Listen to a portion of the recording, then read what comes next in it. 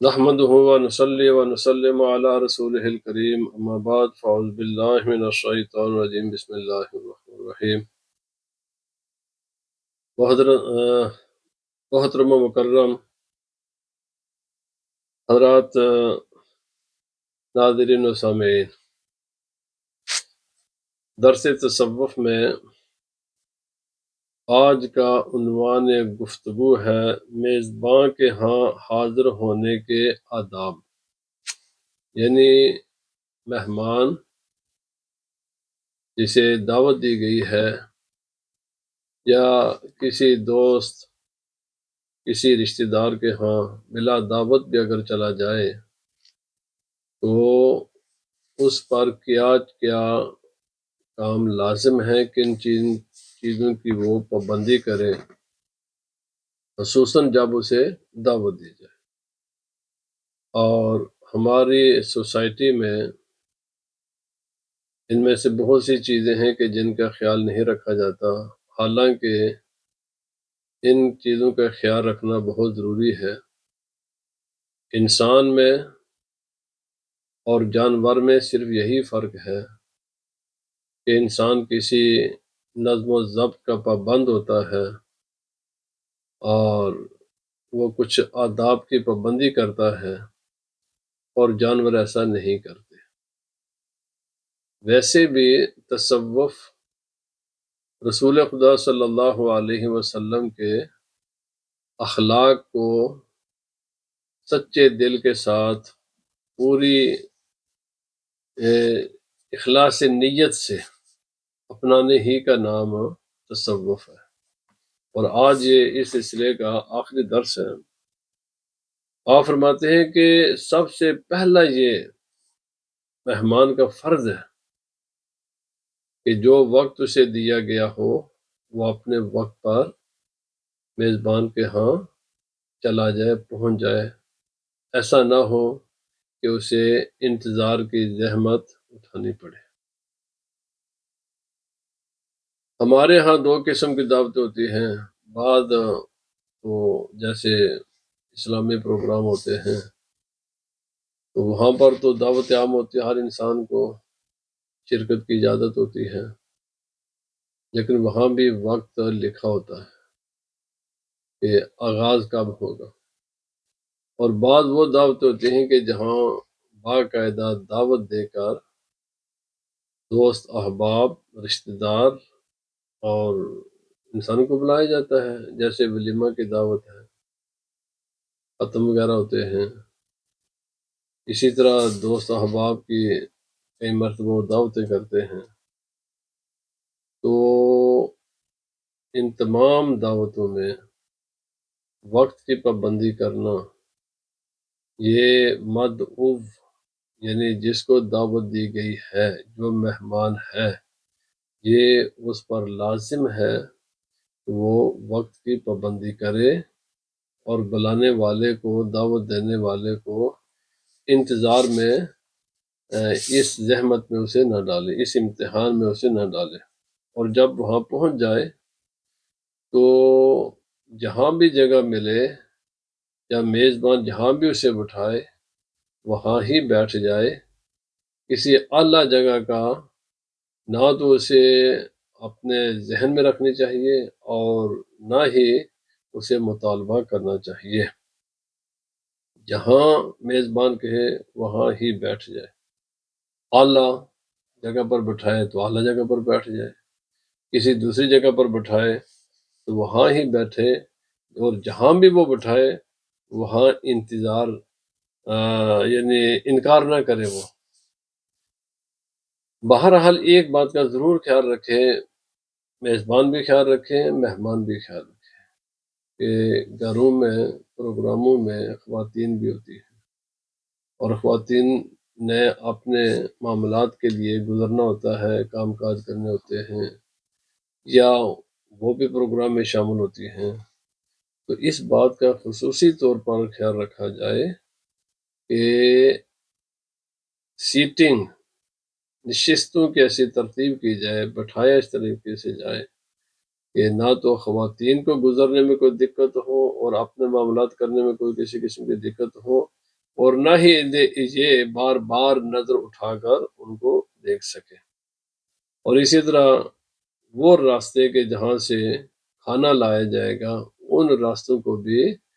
Block نہ کیا جائے، اور وہاں بھی نظریں اٹھا اٹھا کر بار بار اس طرف نہ دیکھے مہمان کے ابھی کھانا کب آتا ہے کب آتا ہے، اس قسم کی بات یہ نہ کرے۔ جب وہ بیٹھ جائے تو آپ نے دائیں بائیں جو بھی اس کے پاس بیٹھے ہوئے ہیں تو خاموشی کے ساتھ نہ بیٹھے،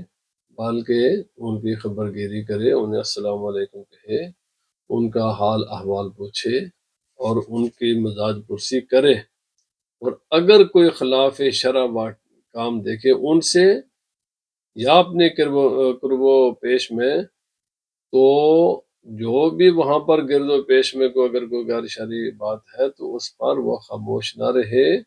بلکہ اس بات سے انہیں منع کرے۔ اگر تو وہ رک جائیں بہت اچھی بات ہے، لیکن اگر نہ رکیں تو پھر اس پر فرض ہے کہ وہ اس جگہ سے اٹھ جائے۔ اسی طرح مہمان کا یہ حق ہے کہ اسے کھانے کے لیے ایک لمبا انتظار نہ کرایا جائے۔ جب وہ آ جائے، اکثر لوگ جب آ جائیں تو اس وقت کھانا شروع کر لیا جائے، کسی کا انتظار نہ کیا جائے۔ اسپیشلی کوئی دنیاوی منصب رکھنے والی، کوئی بڑا امیر آدمی ہے، کوئی بڑا عہدے دار ہے، کوئی بڑی نامور شخصیت ہے، وہ ابھی نہیں پہنچی تو اس کا انتظار نہ کیا جائے۔ البتہ اگر کوئی دینی شخصیت ہے یا کوئی ایسا غریب انسان ہے تو کسی عذر کی وجہ سے ابھی تک نہیں پہنچ سکا، تو ایسے غریبوں کے لیے یا کسی دینی شخصیت کے لیے اس کے احترام میں تھوڑا سا انتظار کر لینا یہ مستحب ہے۔ لیکن دینی شخصیات کو بھی چاہیے کہ وہ بر وقت پہنچے اور لوگوں کو امتحان میں نہ ڈالے۔ یہ ایک مستحب امر ہے، لیکن اگر کوئی دینی شخصیت بھی وقت پر نہ پہنچے تو باقی لوگوں کو اس کے لیے انتظار میں نہ رکھیں، بلکہ کھانا بر وقت شروع کر دیا جائے۔ دین حق اسلام میں ہر کام میں جلدی کرنا اچھا نہیں ہے، سوچ سمجھ کر ٹھہر کر غور و فکر کر کے ہر کام کرنا چاہیے، لیکن بعض ایسے کام ہیں کہ جن میں شریعت کا حکم ہے کہ انہیں جلدی کرنا چاہیے، ان میں انتظار کرنا مناسب نہیں ہے۔ اور آج ہماری سوسائٹی، ہمارے معاشرہ میں جن کاموں کو جلدی کرنے کا حکم دیا گیا ان میں ہم تاخیر کرتے ہیں، اور جن کاموں میں تاخیر کا حکم دیا گیا ان میں ہم جلد بازی کرتے ہیں۔ یہ معاشرہ بالکل الٹ ہو گیا ہے، جو شریعت چاہتی ہے وہ نہیں کرتے، جو ہمارے اپنے نفس چاہتے ہیں ہم ان پر عمل کرتے ہیں۔ وہ 5 چیزیں جن میں جلدی کرنی چاہیے ان میں سے ایک یہ ہے کہ مہمان کو کھانا جلدی پیش کرنا چاہیے، خام کا انتظار میں نہ ڈالے۔ ولیمہ ہے، ختم ہے یا کوئی جلسہ جلوس ہے، آپ لوگوں کو بالکل کلیئر بتا دیں کہ کھانا کس وقت، کیونکہ آج کل خصوصاً آج کے زمانے میں لوگ شوگر کے مریض ہوتے ہیں اور وہ زیادہ دیر انتظار نہیں کر سکتے، تو ان تمام صورتوں میں کھانا بر وقت ہونا چاہیے۔ دوسرا کام ہے مردے کی تجہیز و تکفین۔ جب کسی کی موت واقع ہو جائے تو اس کو جلد از جلد اس کو دفن کرنے کے انتظامات کرنے چاہیے، اور ایک لمبے عرصے تک یعنی فریزر میں رکھنا اور انتظار کرنا جی فلاں صاحب آئے گا وہ دیکھے گا تو پھر ہم اس کو دفن کریں گے، یہ بات شریعت کی نظر میں اچھی نہیں ہے، بالکل اچھی نہیں ہے۔ بلکہ جیسے ہی کسی انسان کا وصال ہو، انتقال ہو جائے، وفات ہو جائے، تو فوراً اس کو کفن دفن کریں، اگر کوئی اور رکاوٹ نہ ہو تو اس کو دفن کر دیں۔ تیسری چیز ہے بچیوں اور بچوں کے نکاح کا معاملہ۔ جب بچے بالغ ہو جائیں، 17-18 سال کی عمر کو پہنچ جائے، تو ماں باپ پر یہ فرض ہے کہ فوراً ان کے رشتے کریں مناسب جگہ پر، اور جہاں بھی کوئی مناسب رشتہ ملے اس رشتے کے مطابق ان کی شادی کر دیں، نہ بچے کو امتحان میں ڈالیں نہ بچوں کو امتحان میں ڈالیں۔ اور آج کل ایک 30-30 سال 35-35 سال بچے اور بچوں کی عمریں ضائع ہو جاتی ہیں اور ماں باپ کو پرواہ بھی نہیں ہوتی، حالانکہ شرع کا حکم یہ ہے کہ بچے اور بچے دونوں کے نکاح میں جلدی کرنی چاہیے۔ اور چوتھی یہ چیز ہے کہ اگر کسی نے کسی سے کچھ قرضہ لیا ہے تو اس قرضے کی واپسی جلدی کی جائے۔ اور پانچویں یہ ہے کہ اگر انسان سے کبھی کوئی گناہ ہو جائے تو اس گناہ کی توبہ میں بھی انسان جلدی کرے۔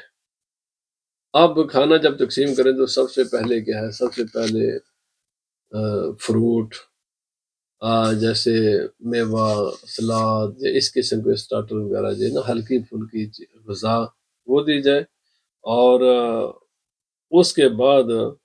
جو مین پورشن ہے، جو مین کھانا ہے، ہیوی کھانا، وہ رکھا جائے۔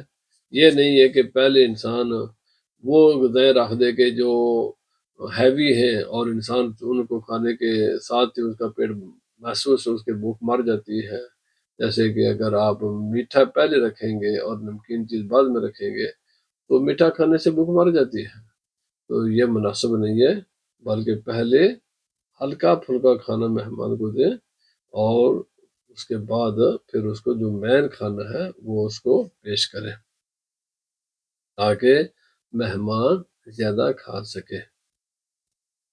اور مہمان کے آگے ایسا بھی نہیں کرنا چاہیے کہ سارے کا سارا کھانا یک بارگی آ کر رکھ دے، بلکہ تھوڑا تھوڑا لے کر آئے۔ اور تھوڑے سے مراد بھی یہ بھی نہیں ہے کہ وہ تھوڑا سا کھائے پھر منہ اٹھا کر دیکھتا رہے۔ اس کا معنی یہ ہے کہ پہلے ہلکا پھلکا کھانا اس کو پیش کریں، جب وہ کھا لے تو پھر اس کے بعد دوسرا کھانا پیش کریں۔ اور جیسے ہماری ٹریڈیشن ہے کہ اس کے بعد اس کے لیے وہ میٹھا کھانا پیش کرتے ہیں، اور اس کے بعد اگر چائے وغیرہ پیش کرنی ہے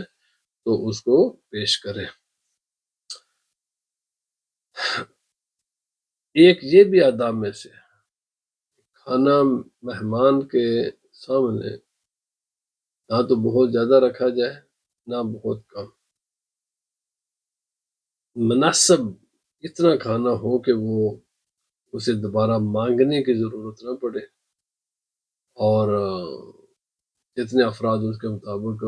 معقول اور مناسب اندازے کے ساتھ کھانا رکھے۔ اور اس کا بھی یہ فرض ہے کہ وہ اپنے جتنی اس کو ضرورت ہے اس کے مطابق کھانا تناول کرے، لیکن وہاں ہی بیٹھ کر کھا پی لے، گھر میں لے جانے کی اسے اجازت نہیں ہے۔ البتہ جب تمام شرکا کھانا کھا لے، تمام فارغ ہو جائے اور کھانا اگر بچ جائے تو پھر گھروں میں کھانا لے جا سکتے ہیں، اور اتنا لے کر جائیں کہ جتنی آپ کے گھر کی ضرورت ہے۔ اگر کسی کے گھر کے افراد زیادہ ہیں زیادہ لے جا سکتے ہیں، اگر کسی کے گھر کے افراد کم ہیں تو اس حساب سے لے کر کھانا لے جانے میں کوئی ذائقہ نہیں ہے، کیونکہ کئی مرتبہ ایسا بھی ہوتا ہے کہ کھانا بہت زیادہ بنا ہوتا ہے اور کھانا بچ جاتا ہے، تو ظاہر بات ہے وہ کسی انسان نے نہیں کھانا ہوتا ہے، اور پڑوسی وغیرہ کو دینا بعض کا ہوتا ہے کہ مسئلہ ہو جاتا ہے۔ تو اس لیے بہتر یہی ہوتا ہے کہ جو مہمان ہیں وہ کچھ کھانا اپنے باقی مند افراد کے لیے اپنے ساتھ گھر لے جائیں۔ ایسے ہی یہ مہمان پر لازم ہے اور یہ میزبان پر بھی لازم ہے۔ انسان کے طباع مختلف ہیں، بہت سی چیزیں ہیں جو انسان ایک دوسرے کی پسند نہیں کرتا۔ کبھی میزبان کو مہمان کی کوئی ادا پسند نہیں ہوتی، اور کبھی مہمان کو میزبان کی کوئی ادا پسند نہیں ہوتی، تو یہ بہت لازم ہے کہ برداشت کریں اور تمام چیزوں کو نظر انداز کر کے جب تک وہاں بیٹھے ہیں وہ اگر کوئی بھی چیز ناگوار ہے تو اس کو دیکھ لیں، لیکن اس کو اپنے ساتھ اس نفرت کو گھر میں نہ لے جائیں۔ وہاں سے اٹھنے سے پہلے اپنا سینہ صاف کر لیں، اور پھر جا کر اس ناپسندیدہ چیز کا اظہار اپنے گھر میں بھی نہ کریں اور کسی اپنے دوست احباب کے ساتھ بھی نہ کریں۔ اسی طرح میزبان کے لیے بھی یہ ضروری ہے کہ اگر وہ اپنے مہمان سے کوئی ایسی حرکت دیکھ لے کہ جو اسے پسند نہیں ہے تو پھر وہ اس پر لازم ہے کہ وہ اس کی تشہیر نہ کرے۔ اگر کسی قسم کی بھی کوئی ایسی بات ہو جائے تو پھر اس کو نظر انداز کر دینا چاہیے، اور یاد رکھیں کبھی بھی کسی کے پروگرام کا جب علم ہو، جب تک کہ دعوت عام نہ ہو، بن بلائے کسی کے ہاں نہ جائے، ہرگز، خصوصاً ویسے تو کبھی بھی نہیں جانا چاہیے، کسی بھی حال میں نہیں جانا چاہیے، تبھی جانا چاہیے کسی کے گھر کہ جب وہ بلائے۔ اگر کسی انسان کے ساتھ بہت گہرا تعلق ہے، رشتہ داری ہے، دوستی ہے، آپ سال میں ایک چند مرتبہ چلے جانا، اس میں حرج بھی نہیں ہے، جانا چاہیے دوستی آپ کے ساتھ، بن بلائے بھی جانا چاہیے، لیکن یہ سب کچھ اس کے انحصار انسان کے تعلقات پر ہے۔ تو جب جائے تو یہ بھی اس کے گھر والے، اس کے صحت و سلامتی، اس کے سارے معاملات کی خبر گیری کرے، اور وہ بھی پوچھیں، اور جب یہ الوداع ہوں حسن انداز میں، کبھی بھی مہمان کو میزبان کے گھر سے اس کی اجازت کے بغیر واپس نہیں آنا چاہیے، السلام علیکم کہہ کر، اجازت مانگ کر اس کے گھر سے واپس آئیں، اور اس کا یہ فرض ہے کہ اس کو الوداع کہنے کے لیے کم از کم اپنے گھر کے دروازے تک آئے، اور بہت بہتر یہ ہے کہ چند قدم بھی اس کے ساتھ چلے۔ یاد رکھیں ہمارے اسلاف نے ہمیشہ انسان کی وہ ایسے اعلیٰ اقدار قائم کیے ہیں۔ حضرت جنید بغدادی رضی اللہ تعالیٰ، آپ کا واقعہ ہے کہ کسی آدمی نے اپنے گھر اپنے دوست احباب کی دعوت کی، اور ان کا ایک بیٹا تھا جو آپ سے بڑی محبت کرتا تھا، تو باپ کی اجازت کے بغیر اس نے حضرت جنید بغدادی رضی اللہ تعالیٰ عنہ کو دعوت دے دی، گھر آنے کی۔ وہ گھر جب آئے دروازے پر تو باپ نے تو کہا کہ آپ تو بلائے ہوئے نہیں ہیں، ہم نے آپ کو دعوت نہیں دے، تو آپ خوشی خوشی واپس چلے گئے۔ تو اس کے بیٹے نے کئی بار ایسے کیا، اور کئی بار ہی آپ نے خوشی کے ساتھ واپس، کسی نے پوچھا حضرت صاحب یہ کیا معاملہ ہے؟ بیٹا بلاتا ہے تو آپ چلے جاتے ہیں، باپ واپس بھیج دیتا تو آپ واپس آ جاتے ہیں، تو آپ نے کبھی نہ باپ کے ساتھ کسی قسم کا کوئی شکوہ کیا اور نہ ہی بیٹے کے ساتھ، تو اس کی حکمت ہمیں سکھا۔ تو آپ نے فرمایا اصل بات یہ ہے کہ جب بیٹا بلاتا ہے تو میں اس کی دل جوئی کے لیے اس کے گھر چلا جاتا ہوں، اگر میرا اس کے دروازے تک جانا اس کی خوشی کا باعث ہے تو میں اس کو خوش کرنے کے لیے چلا جاتا ہوں، اور اس کے باپ کا اپنے گھر میں داخل نہ ہونے دینا، اس میں وہ خوش ہے تو میں اس کی خوشی میں شریک ہو جاتا ہوں۔ تو مقصد یہ ہے کہ یہ ایسی کوئی باتیں نہیں ہیں، انسان کو ہر حال میں کوآپریٹ کرنا چاہیے، ایک دوسرے کے ساتھ مل جل کر رہنا چاہیے، اور ایک دوسرے کے غم اور خوشی اور ان معاملات میں شامل ہونا چاہیے، اور کبھی اگر کوئی ایسا واقعہ پیش آ جائے تو اس کے تشہیر نہیں کرنی چاہیے، اس سے انسانی دل دور ہوتے ہیں، قریب نہیں ہوتے، اور ہمیں شریعت کا حکم یہ ہے کہ ہم اپنے دوست احباب رشتہ داروں کو آپس میں ایک دوسرے کے قریب کریں، دور نہ کریں۔ اللہ تعالی ہمیں ان چیزوں کو سمجھنے کی اور عمل کی توفیق عطا فرمائے۔